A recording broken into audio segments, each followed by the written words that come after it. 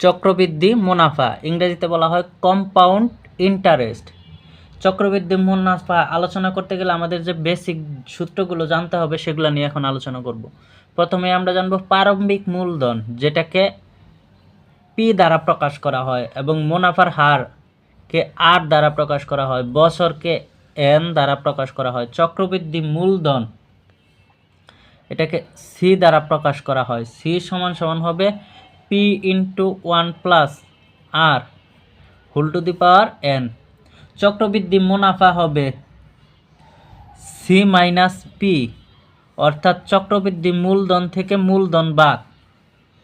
বাংলায় লিখলে আমরা লিখতে পারি চক্রবৃদ্ধি মূলধন মাইনাস হলো প্রারম্ভিক মূলধন। এখন চক্রবৃদ্ধি মূলধন সি সমান সমান আমরা লিখতে পারি P into 1 + R whole to the power n minus হলো পি। এখানে আমরা দুই জায়গায় পি আছে, এখন পিটাকে আমরা কমন নিতে পারি, তাহলে এখানে থাকে 1 + আর whole to the power n minus 1। এটা হলো চক্রবৃদ্ধি মুনাফার সূত্র। আমরা চক্রবৃদ্ধি মূলধন এবং চক্রবৃদ্ধি মুনাফা এই দুইটা সূত্র জানলে চক্রবৃদ্ধি মুনাফার যে কোনো অঙ্ক আমরা করতে পারবো। এখন আমরা কিছু অঙ্ক প্র্যাকটিস করব। বার্ষিক 10% মুনাফায় 800 টাকায় 2 বছরের চক্রবৃদ্ধি মূলধন কত? সমাধান।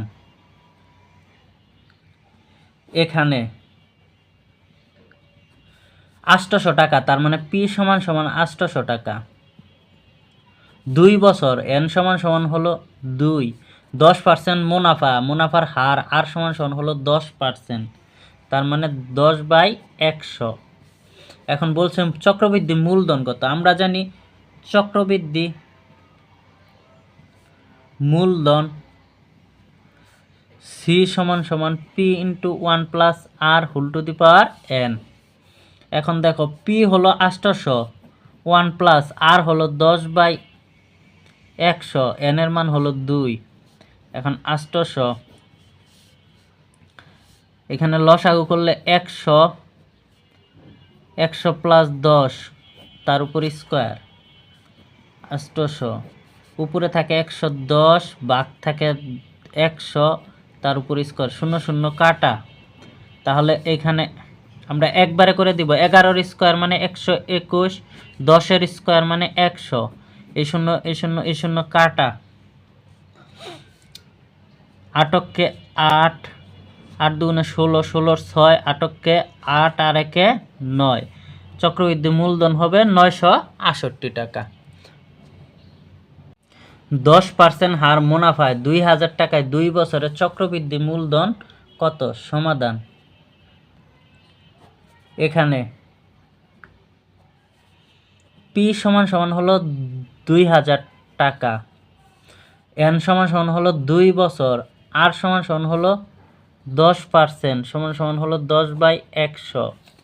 আমরা জানি চক্রবৃদ্ধি মূলধন সি সমান সমান P 1 + R whole to the power n. এখানে পি হলো 2000 গুণন 1 + আর হলো 10/100 হোল টু দি পাওয়ার এত, তাহলে 2000 গুণন লসাগু করলে এখানে 100 + 10, 110 নিচে হয় 100, একবারে করে দিছি আমরা, 0 0 কাটা, তাহলে এখানে থাকে 2000 গুণন 11/10 তার উপর স্কোয়ার, তাহলে 2000 গুণন 11 স্কোয়ার মানে 121, 10 স্কোয়ার মানে হলো 100, এই 0 এই 0 এই 0 এই 0 কাটা, কাটাকাটি করলে 20 আর 121 গুণ করলে হয়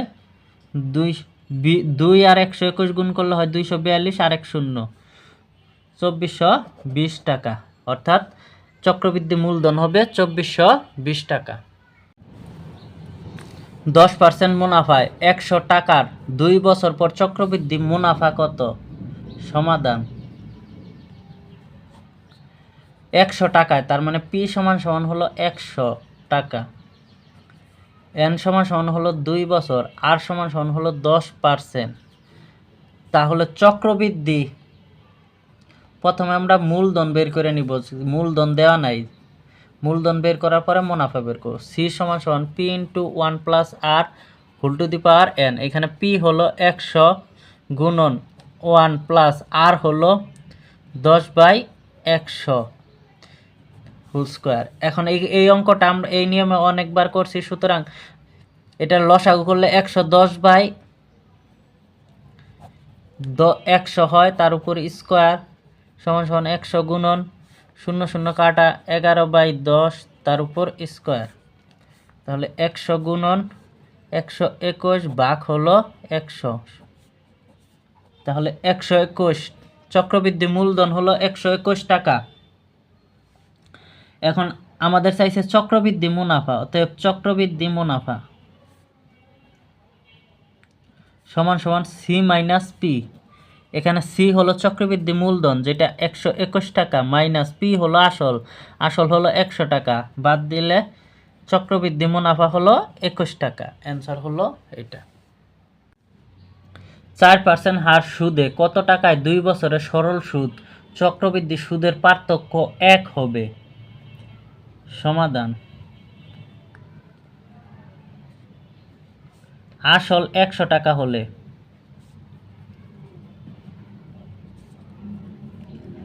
4% হার সুদে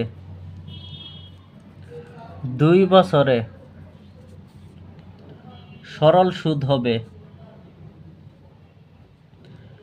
আমরা জানি আই সমান সমান পি আর এন। এখানে পি হলো 100 টাকা গুণন আর হলো 4%, 4/100 বছর হলো 2।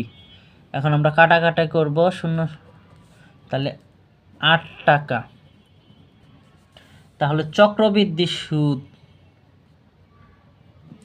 বা চক্রবৃদ্ধি মুনাফার সূত্র আমরা জানি P into 1+r whole to the power n minus P. এখানে পি হলো 100, 1+r আর হলো 4/100 বছর হলো 2, মাইনাস হলো চক্রবৃদ্ধি মূলধন 100 টাকা।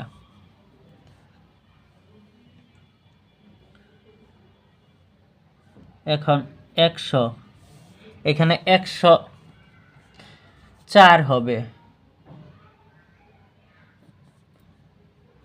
104 ভাগ হবে 100 তার উপর স্কোয়ার মাইনাস 100।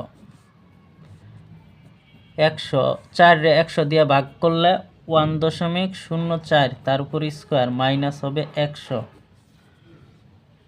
100 রে 1.04 তার উপর স্কোয়ার করে গুণ করলে 108.16 হয়, তোমরা ক্যালকুলেটরে করে নিবে। মাইনাস হবে 100 সমান হবে 8.16 টাকা।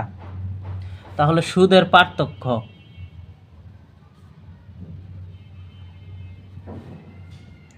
$8.16 মাইনাস হবে এই যে সরল সুদ হলো 8 টাকা, বাদ দিলে হয় 0. এত টাকা। তাহলে লিখব 0.16 টাকা 106 টাকা সুদের পার্থক্য হলে আসল 100 টাকা। 1 টাকা সুদের পার্থক্য হলে আসল 100/0.16 টাকা। যেহেতু বলছে 1 টাকা সুদের পার্থক্য, এখন 100 এই দশমিক উঠাইয়া দিব। দশমিক উঠাইয়া দিতে গেলে দশমিকের জন্য 1, দশমিকের পর 2টা সংখ্যা আছে, 2টা 0। এখন এটা 100 দিয়ে গুণ করলে 10,000, 10,000 16 দিয়ে ভাগ করলে 625 টাকা হয়। উত্তর হবে 625 টাকা। অর্থাৎ সরল সুদ এবং চক্রবৃদ্ধি সুদের পার্থক্য 1 টাকা হলে আসল হতে হবে 625 টাকা।